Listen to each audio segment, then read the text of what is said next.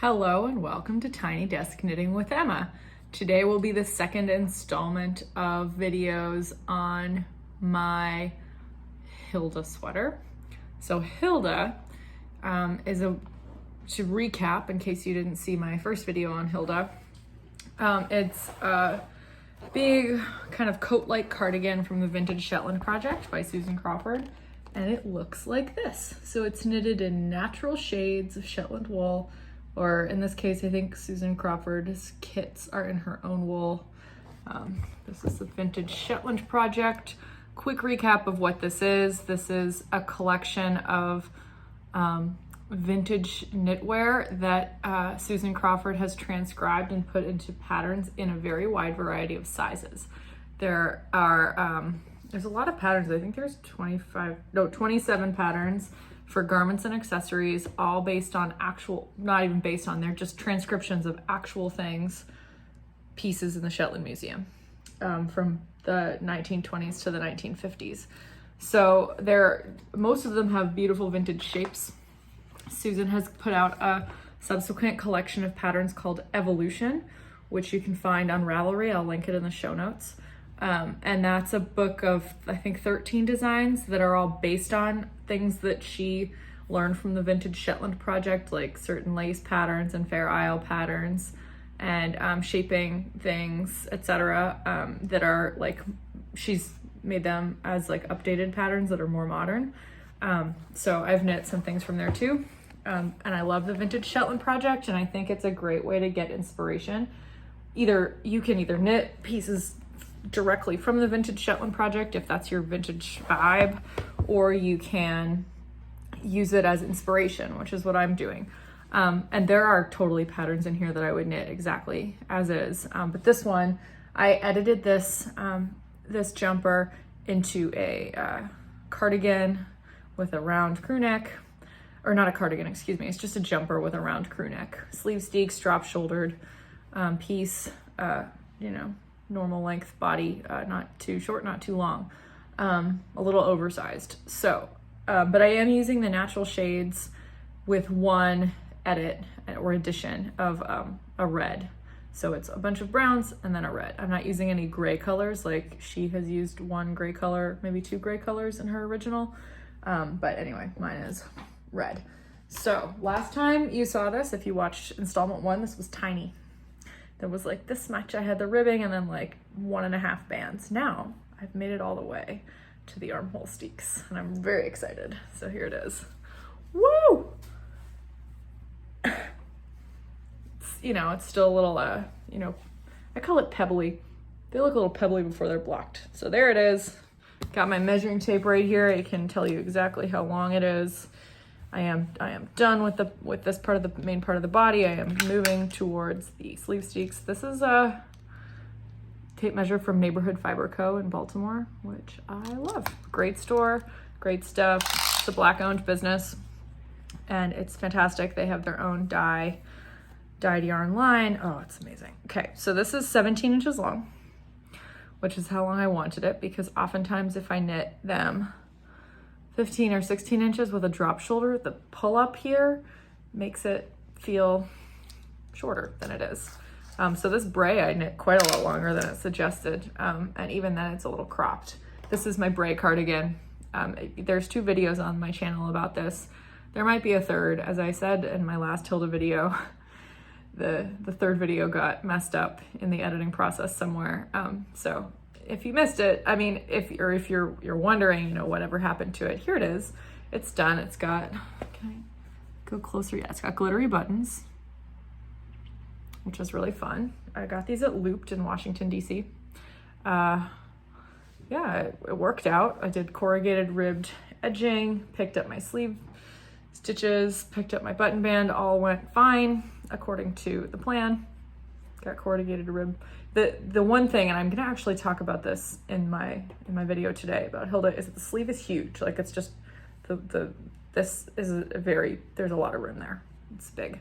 So I'm gonna talk about why that happened, and how I'm gonna avoid that in this particular pattern. That's something you might want. You might want it to be, because you might want to wear something underneath, etc. This is also the reason that I'm not knitting Hilda to pattern. I'm not knitting it as a v-neck cardigan because this is a v-neck cardigan. This is the last Fair Isle project, big project like jumper, sweater, cardigan thing that I knit. So this one's just gonna be crew neck jumper. Okay, so let's get into some things, right? First of all, let's look at the colors. So last time you couldn't really see, there was like halfway through this band.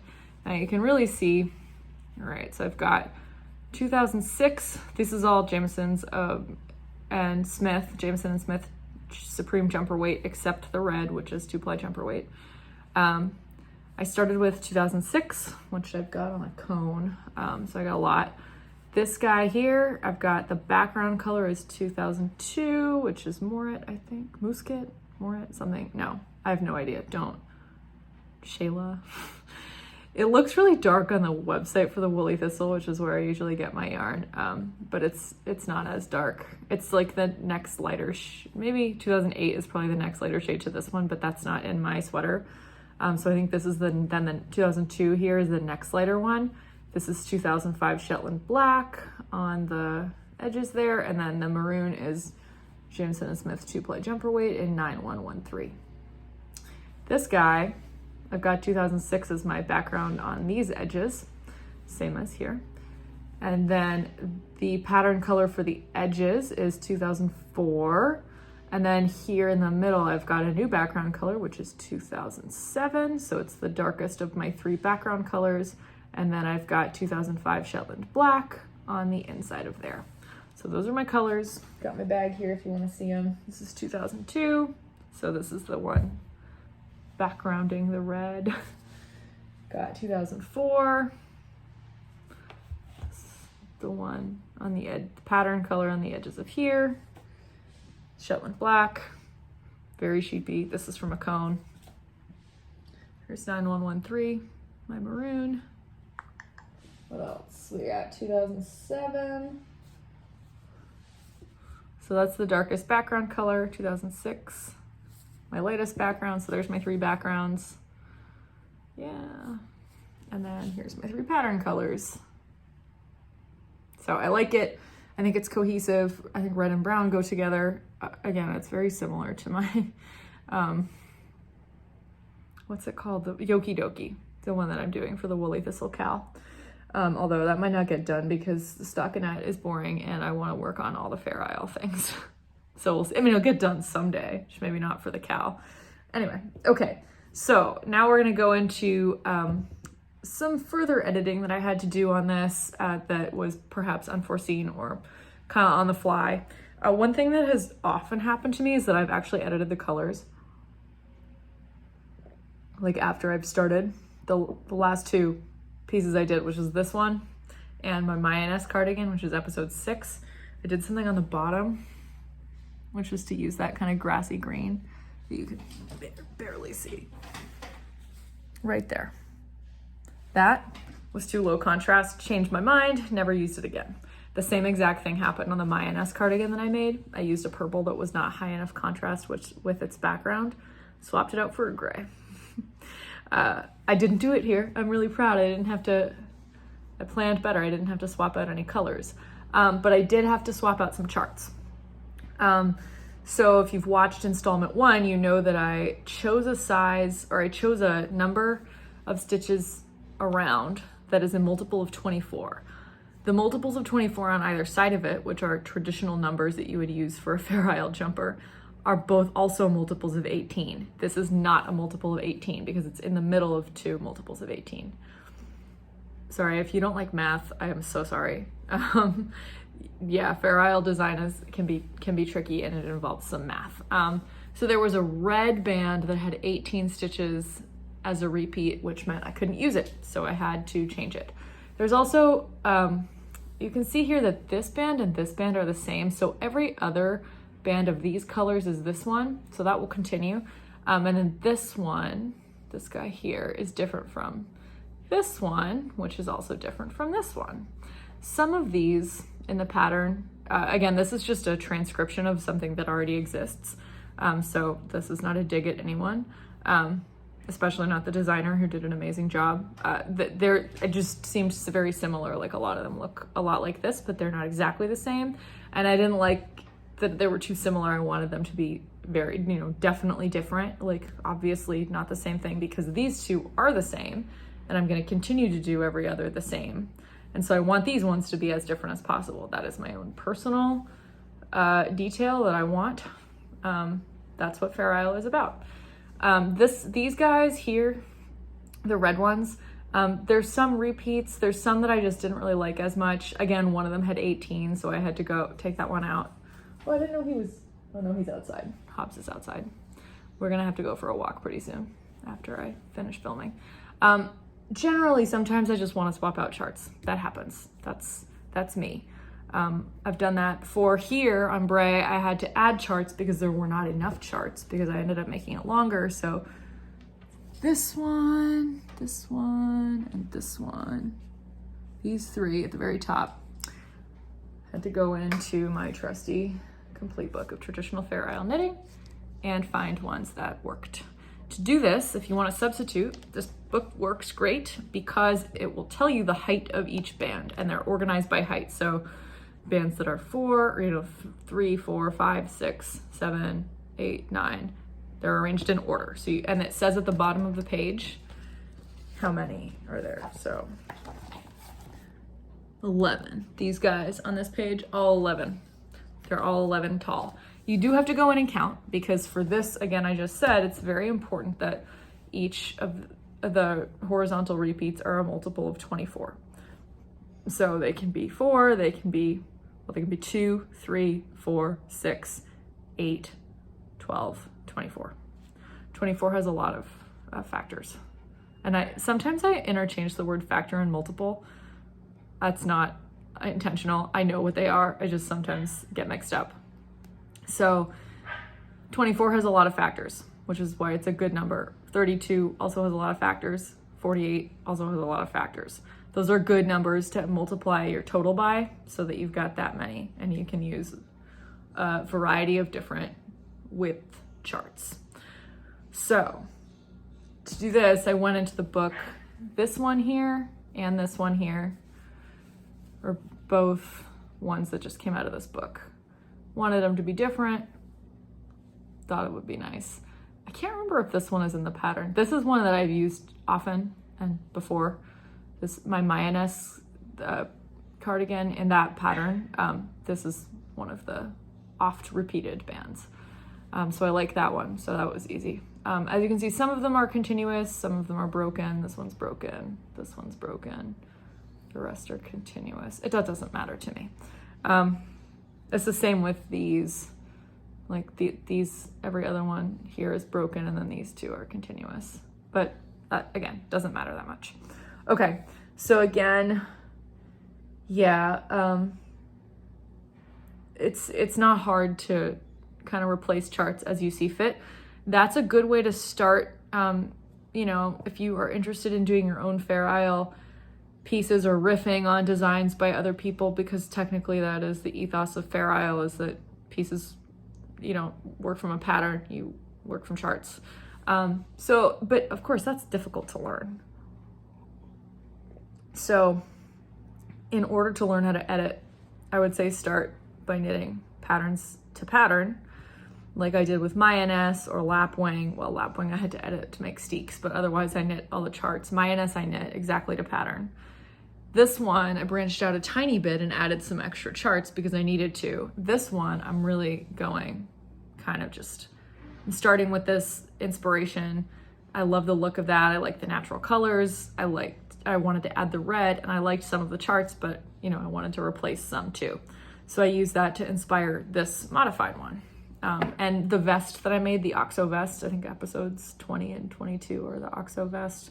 That one again, I was completely riffed. I cast on 288 stitches or something, which is about the right number for my width in a 32 stitches over 4 inches gauge, and knitted up to the armholes, did a little bit of shaping around there, started a V-neck, decreased every other round there, put in my own charts, made sure they all lined up, and that was it.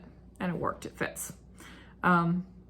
There are things I would have done differently, things I learned, like do some more shaping on a vest than you would in a sweater. Otherwise the sleeve cap is just huge. But it's like a slip over. It's fine. So yeah.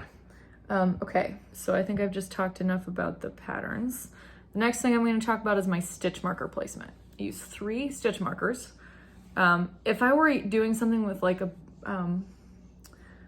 like an all over or something with bigger repeats, like if I had 32 stitch repeats or even like 24 stitch repeats, for instance, on the Crofter's Cap, I do put a marker in between each of these repeats because it's a big pattern. I don't want it to get lost. I don't want to get lost in it. With something like this, you don't need that because all of the patterns pretty much line up with each other. So it's easy to tell where you are. It's easy to tell if you're off. Pretty instantaneously, you can tell. So I only need 3. I need 1 at each side. And that is, the reason for that is twofold. Actually, all of the stitch markers are exactly where they are for 2 reasons, and they're the same. The first reason is so I can check the pattern alignment. So I can make sure it's symmetrical around the edges. And then this is my center front marker. This is the most important alignment marker. Everything down the center front is the center of one of the pattern bands. And I can decide what the center is to me. Sometimes it's like in between, sometimes it's in the middle, whatever. Top or bottom of this V, for instance, as long as it's one of the 2 central parts of that, either the middle of something or the edge of like the space between something, that's where that goes. So I check, but before I start every pattern band, I count backwards towards the first stitch marker and figure out where I need to start so that it will line up right in the middle. That's the first thing. The second reason is for steek placement.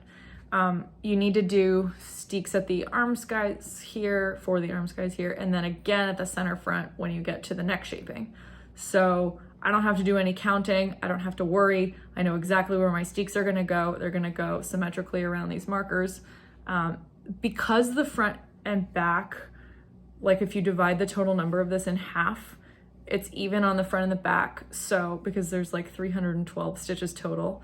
So that means that I have 156 stitches on the front and 156 stitches on the back, which is an even number. So this front is not gonna be exactly in the middle. It's gonna be at 78 stitches.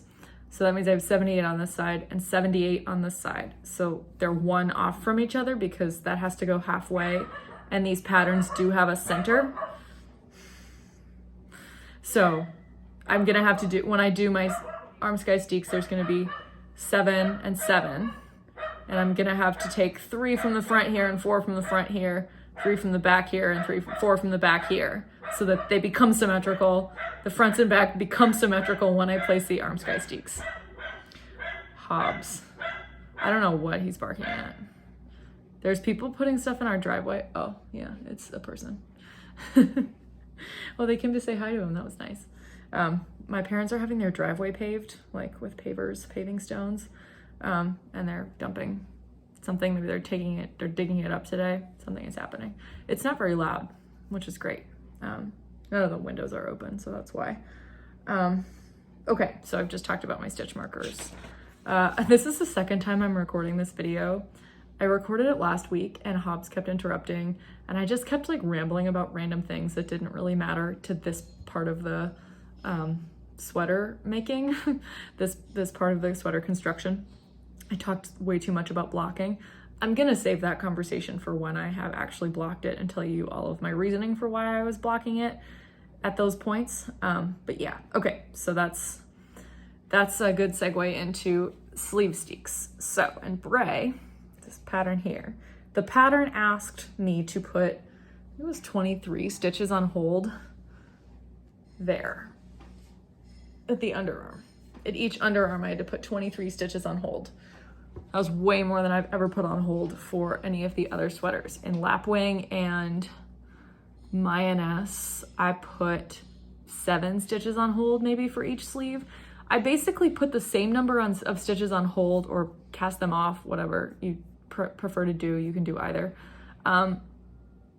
It's better to put them on hold for something like this kind because I'm gonna be picking up the stitches around the armholes, and so then you don't have to sew the underarms up. You just have to put those stitches on the needle if they're still live. So it's, I mean, you could just pick them up from the cast off stitches, but take my word for it, it's easier to just put it on waste yarn, like those 7 stitches or 9 stitches. I usually do a 9-stitch steek, including the 2 purl bumps on either side, so that I know where to pick up my stitches. I always put purl bumps on the edges of the first and last stitch of my steek, so that number one, it folds in at a ridge, so it's just easier, more naturally folds right in there. Number 2, because it makes it easier to see what's the stitch right before the steek that you're gonna pick up, because there's a purl bump. The construction person probably just heard me talking to the camera for like 5 minutes because he just walked away. Hopefully he likes knitting. He probably thinks I'm crazy. Okay, so in this, I'm gonna put 7 stitches on hold at these arm skies, and that way I will avoid this being huge. I had to taper this so much. I had to taper every 4 rounds. I had to taper that sleeve because I had to go down from like 170 to 80. So yeah, lots of tapering. It's annoying. I'll talk about my pattern placement on the sleeves when I get there. I do always put a marker in the middle because often I start on the 16-inch needle. And then I go down to the 40-inch cord and do sleeves magic loop for the rest of it. So once it's too small for a 16-inch circular. So yeah, I'm gonna put 7 stitches on hold for the steeks. Continue about 8 more inches up the body here, and then I will, that will include shaping of the arm sky there. So it'll be like, this is really not very shaped. It'll be a little more shaped than this.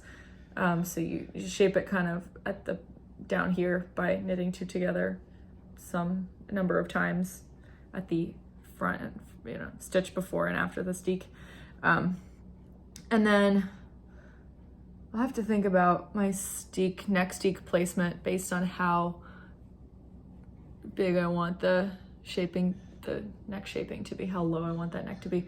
It'll probably be like 2.5 inches, maybe 3 inches below the total number of rounds that I'm doing for the neck. So I will be putting a number of stitches at the front there on hold, casting a steek on over that, and then decreasing every round or every other round around those stitches too, to do this gradual neck shaping that makes a crew neck. I'll probably be consulting some other patterns, like again, Raga, which is by Violet McQuaid for Jamisons of Shetland. That's the kind of like a classic crew neck jumper with all the shaping that I like. It's a companion pattern kind of to Mayaness, which is a cardigan version. Raga's modeled by a man, and it goes in slightly bigger sizes. So I think I'm gonna consult that when I do my neck shaping, because on Mayaness it was good, it worked great. The jacket's it's a lot smaller than I thought it was gonna end up, but the neck shaping worked and it was attractive. So I will be doing that probably as per Raga. And then I'm gonna talk through what I'm gonna do between this video and next video. So that's what I'm doing right now. I'm just reminding myself. So that's the shaping. Once that's done, before I graft the shoulders, so there will be some number of stitches left on each front on either side of that steek. And let's say it probably would be more than 25, but let's say it's 25, just for explanation purposes. I've got 25 here. I've got more than 25 on the back because I've not done a steek on the back. You can do a steek on the back slightly up a little, like really close to the end, if you want to make your shoulders higher than the back of your neck. I don't have any problem with that. So I've never done it, but you could, in theory, do that. So let's say you've got 100 stitches on the back and you've got 50 stitches on the front, 25 and 25. That's just hypothetical numbers. That's not the numbers that I will have. I'll have more like 130 stitches on the back and I don't know how many on the fronts. But let's say for purposes of easy math, 100 on the back, 25, 25. That means I'm gonna put the middle 50 stitches from the back on a waist yarn. 25 on each end are gonna get matched up with those 25 on the fronts, and they're gonna get grafted together with a 3-needle bind off, or you can Kitchener stitch them together. If you do a 3-needle bind off, as I've said before, and I'll say again in my next video, you do it from the inside so that because there's like a little ridge that gets created. On the outside, you can see here, it just looks like a seam. I think there it is. It's stronger than Kitchener stitch. I think it's not as seamless, but who cares? This looks like a seam too. There's seams. No one's expecting this to be a seamless. Technically it's a seamless sweater, but there's grafting involved and picking up stitches. So that's what happens. You do that before I graft those together. And this is something that I am extremely committed to doing because I've been burned before in lapwing. I didn't think about this, and it just made something difficult.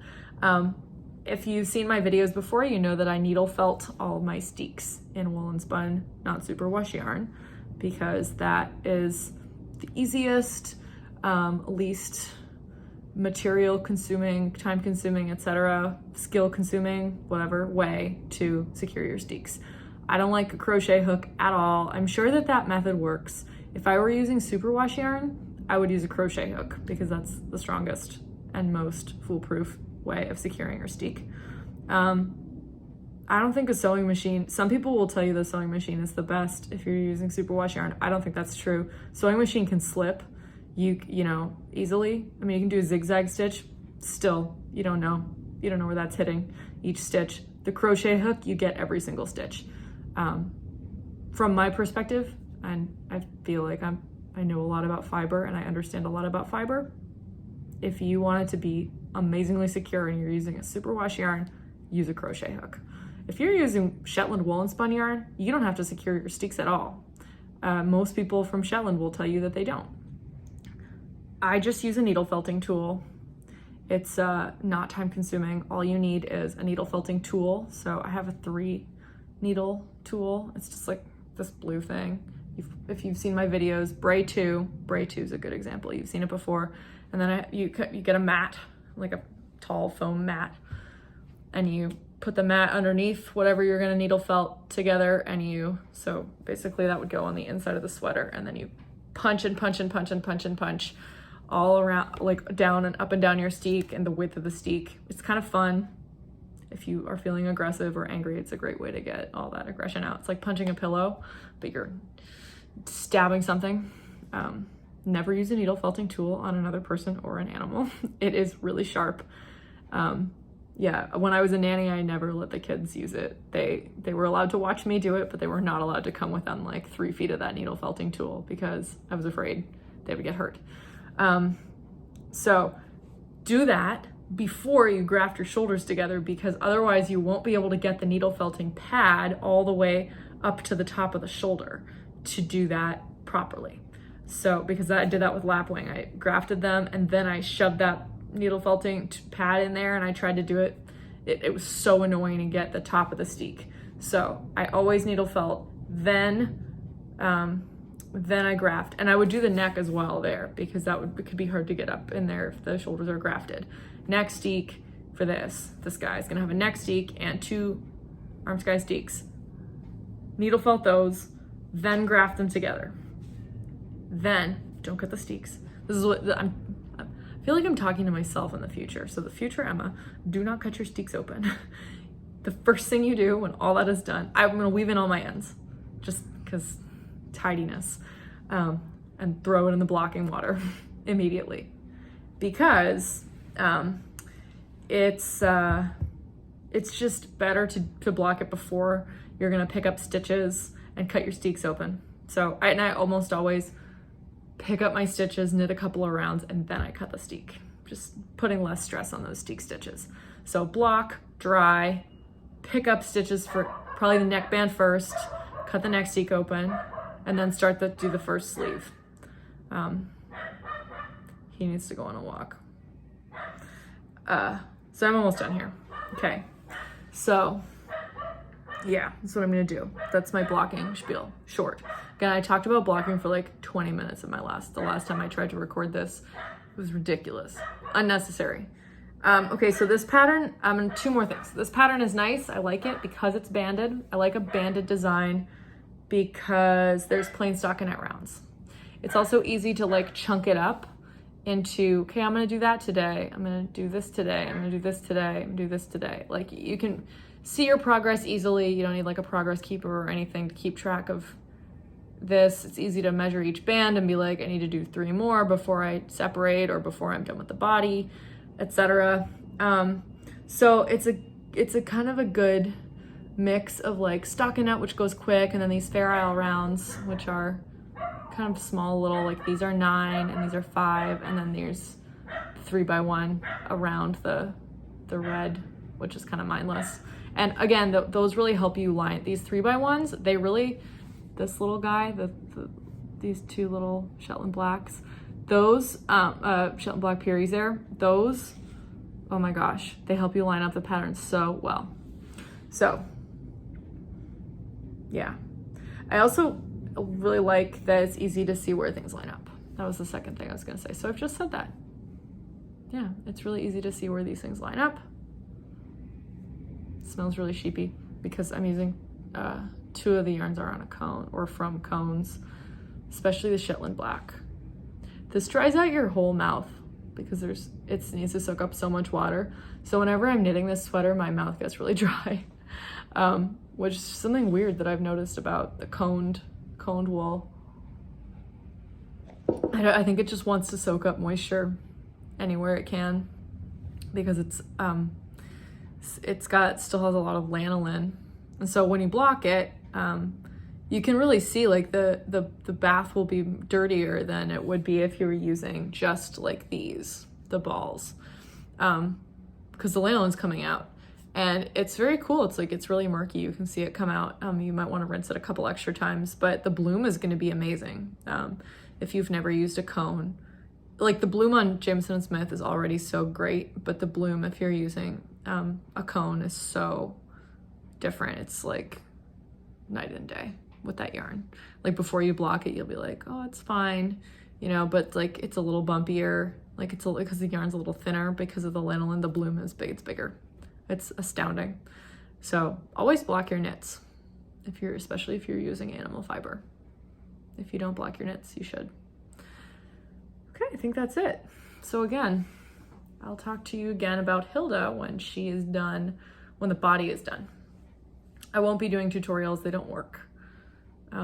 It's too hard to see, but I will be talking you through each step. So I'm ready for sleeve separation, or steeks, arm sky steeks. I always still say sleeve separation because I'm used to knitting top down yoke sweaters, but yeah, we're getting there. This is addicting because of the bands. Anyway, thank you for watching. This has been Tiny Desk Knitting with Emma. Bye.